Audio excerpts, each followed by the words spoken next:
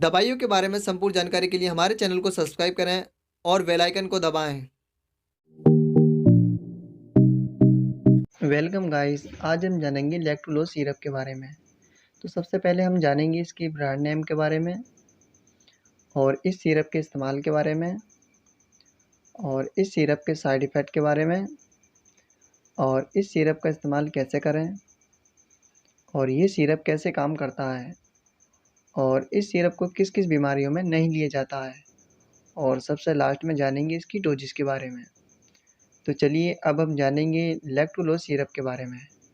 तो ये इसका जेनिक नाम है। अब इसके कुछ पॉपुलर ब्रांड नेम के बारे में जानेंगे। तो जैसे कि Looz syrup, Duphalac syrup, MT syrup, Cadilose syrup, Heptolac syrup, Smolac syrup आदि। और अब हम जानेंगे इस सिरप का इस्तेमाल के बारे में। तो इस सिरप का इस्तेमाल किया जाता है कब्ज, मतलब कि कब्ज एक सामान्य समस्या है जो सभी उम्र के लोगों को प्रभावित कर सकती है। इसका मतलब ये हो सकता है कि आप नियमित रूप से मल पास नहीं कर पा रहे हैं या पूरी तरह से आपका पेट साफ नहीं हो रहा है। आमतौर पर भोजन से बहुत अधिक पानी अवशोषित होने पर कब्ज होती है। कब्ज के कारणों से फिजिकल एक्टिविटी कम होना, कुछ दवाएं और उम्र बढ़ना शामिल है। कब्ज की गंभीरता हर व्यक्ति में भिन्न होती है। बहुत से लोगों को केवल थोड़े समय के लिए कब्ज होती है, लेकिन दूसरों के लिए कब्ज एक पुरानी समस्या हो सकती है जो गंभीर दर्द और परेशानी का कारण बनती है और जीवन की गुणवत्ता को प्रभावित करती है। कब्ज होने पर मल त्याग करने के लिए बहुत अधिक जोर लगाने की ज़रूरत पड़ने के अलावा अन्य लक्षण भी हो सकते हैं। इसको ठीक करने के लिए यह सिरप डॉक्टर द्वारा प्रिस्क्राइब किया जाता है और इस सिरप का इस्तेमाल किया जाता है हेपेटिक एन्सेफलोपैथी, मतलब कि हेपेटिक एन्सेफलोपैथी एक मस्तिष्क संबंधित बीमारी है जो लीवर संबंधित रोगों से ग्रस्त लोगों को होती है। इन बीमारी में लीवर रक्त में मौजूद विषाक्त पदार्थों को सही से निकाल नहीं पाता है। इसके परिणाम स्वरूप रक्त की विषाक्तता बढ़ जाती है, जिससे मस्तिष्क को क्षति पहुंचने का डर रहता है।